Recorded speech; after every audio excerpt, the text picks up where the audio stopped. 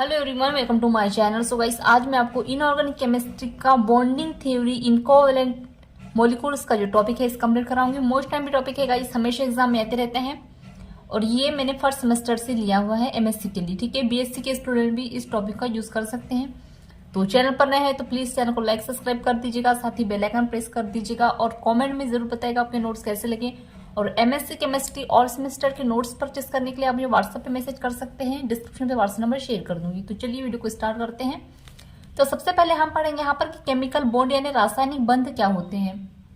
तो क्या कह रहा है इसमें कि वह आकर्षण बल जो किसी अणु या मोलिकुल आयन में उपस्थित परमाणु को परस्पर बांधे रखता है। ठीक है, मतलब कि रासायनिक बॉन्ड होते क्या है, वे आकर्षण बल उनमें जैसे कि ऐसे बंध जिनमें आकर्षक बल होता है और किसी अणु या मोलिकुल या आयन में उपस्थित परमाणु जो होते हैं या एटम्स होते हैं, यानी कि मोलिकुल और आयन के बीच जो परमाणु उपस्थित होते हैं उनको आपस में परस्पर बांधे रखता है। ठीक है, मतलब कि जोड़े रखता है।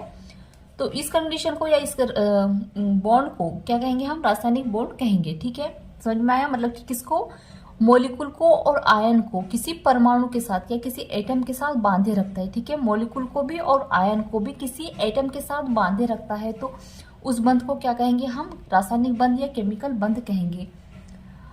अब यहाँ पे कह रहे हैं कि अणु में उपस्थित परमाणु के मध्य आकर्षण बल को, अब देखिए इसमें जो ये बंध जो कहा गया है, देखिए आकर्षण बंध यहाँ पर जो कहा गया है उसको क्या कहेंगे हम, केमिकल बॉन्ड, या आकर्षण बल को केमिकल बॉन्ड कहेंगे। ठीक है, इतनी बात आई समझ में।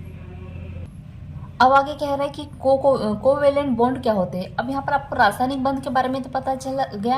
अब सहसंयोजक बंध क्या होते हैं, तो क्या कह रहे हैं, लुईस धारणा, यानी कि एक लुईस एक वैज्ञानिक थे, उन्होंने क्या बताया कि दो एटम के मध्य बाह्य कोश के इलेक्ट्रॉन की साझेदारी से स्थापित होने वाले बॉन्ड को, ठीक है, मतलब कि जो दो एटम के बीच में जो बाह्य कोश में अभी हम आपको बताएंगे कि मैं आपको अभी एग्जाम्पल में समझाऊंगी। ठीक है, फिलहाल आपको ये याद कर लेना है, क्या कहेंगे कि दो एटम के मध्य बाह्य कोश के इलेक्ट्रॉन की साझेदारी से स्थापित होने वाले, मतलब कि दो एटम के बाह्य कोश में जो उपस्थित होते हैं, इलेक्ट्रॉन उपस्थित होते हैं, उनकी साझेदारी से स्थापित होने वाले बॉन्ड को हम कोवेलेंट बॉन्ड या लुईस धारणा कहते हैं। ठीक है, अब यहाँ पर एग्जाम्पल के तौर पे यहाँ पर देखिएगा, ये क्या है, दो एटम है, Cl है, क्लोरीन क्लोरीन है। ठीक है, यहाँ पे, और यहाँ पर बाह्य कोश में उपस्थित यानी जो लोन पेयर होते हैं वो क्या होते हैं, यहाँ पर ये कोवेलेंट बॉन्ड होते हैं। ठीक है, अब यहाँ पे बॉन्ड पेयर ऑफ इलेक्ट्रॉन के बारे में, तो वे साझेदारी,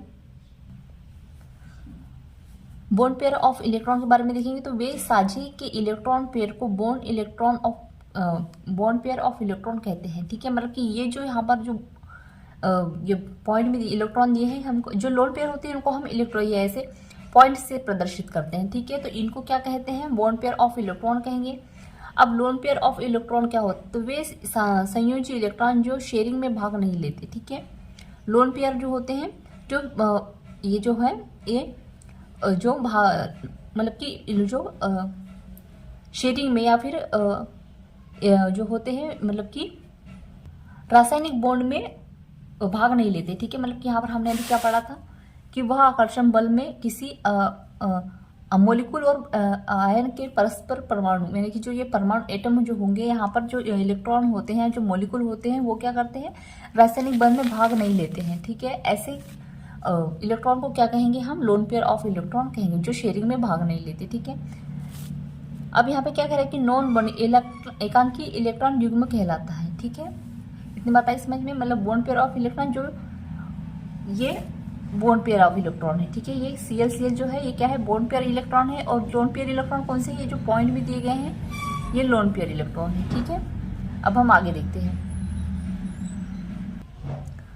अब सिंगल कोवेलेंट बॉन्ड क्या होते हैं, जब एटम एक इलेक्ट्रॉन युग्म का साझा करते हैं तो इस बॉन्ड को एकल सहसंयोजी बंध कहते हैं। ठीक है, और सिंगल कोवेलेंट बॉन्ड समझ में आ गया, जब एक इलेक्ट्रॉन से, मतलब कि एटम में जब एक इलेक्ट्रॉन भाग लेगा तो उसको क्या कहेंगे, हम सिंगल कोवेलेंट बॉन्ड कहेंगे। ठीक है, और डबल कोवेलेंट जिसमें कहेंगे, किंतु जब दो इलेक्ट्रॉन युग्मों का साझा होते हैं, जब दो इलेक्ट्रॉन बॉन्डिंग में भाग लेंगे तो उनको क्या कहेंगे, हम सहसंयोजक बंध, द्विसहसंयोजक बंध कहेंगे। ठीक है, इतनी बात है समझ में, क्या कह रही हूँ मैं, मतलब मान लीजिए अगर कोई इलेक्ट्रॉन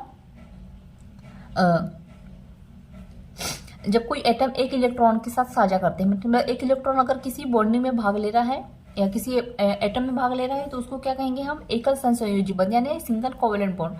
लेकिन जब दो इलेक्ट्रॉन किसी बॉन्ड में भाग लेते हैं, किसी बॉन्डिंग में भाग लेते हैं या किसी मतलब कि केमिकल बॉन्ड में भाग लेते हैं, ठीक है, तो उनको क्या कहेंगे हम, डबल कोवेलेंट बॉन्ड कहेंगे, ठीक है।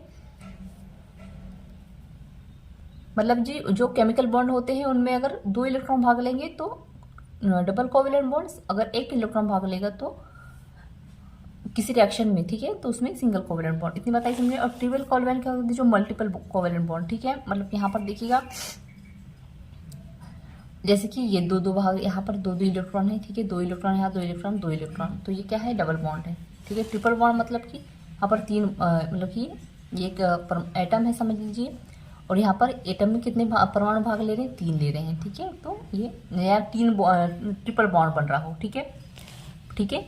अगर किसी एटम के बीच में डबल बॉन्ड बन रहा है तो ये डबल कोवेलेंट बॉन्ड, और अगर कोई ट्रिपल बन रहा है तो ये ट्रिपल। इतनी पता है समझ में। सिंगल का तो जैसे कि मान लीजिए सिंगल का जो होता है तो वो सिग्मा कहलाता है, ये हुआ तो ये सिग्मा कहलाएगा, ये पाई कहलाएगा, ठीक है, और यहाँ पे ये सिग्मा कहेगा, ये 2 पाई कहलाएंगे, ठीक है। इतनी पता आएंगी समझ में आपको यहाँ पर कि अगर सिंगल बॉन्ड है तो सिंगल कोवेलेंट बॉन्ड, अगर मतलब कि एक इलेक्ट्रॉन भाग ले रहा है तो सिंगल कोवेलेंट बॉन्ड, 2 इलेक्ट्रॉन भाग ले रहे हैं किसी रिएक्शन में तो double bond, double covalent bond, और ट्रिपल अगर मल्टीपल बॉन्ड अगर भाग ले रहे हैं, मतलब कि 2 से ज़्यादा भाग ले रहे हैं तो क्या कह लेंगे, वो ट्रिपल कोवेलेंट बॉन्ड, ठीक है।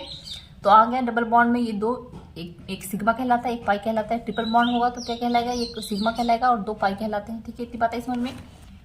अब आगे देखते हैं।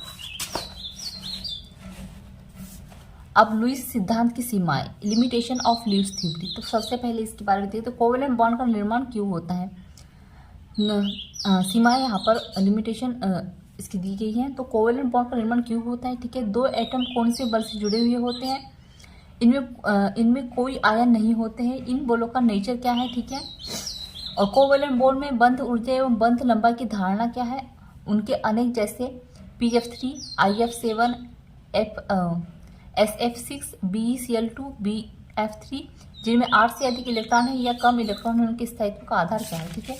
तो यहाँ पे जो है हमारा टॉपिक एंड हो गया, इसको आप याद कर लीजिएगा, ठीक है। ये लिमिटेशन है कि ये क्यों नहीं हो पा रहा है, ये जो भी है सवाल उठ रहे हैं, ठीक है, लुईस धारणा के लिए। तो यहाँ पर ये हमारा टॉपिक एंड होता है। सो आई होप आपको ये नोट्स काफ़ी अच्छे समझ में आ गए होंगे। मोस्ट टाइम टॉपिक है गाइस, MSc फर्स्ट सेमेस्टर वालों के लिए हमेशा एग्जाम में आते रहते हैं।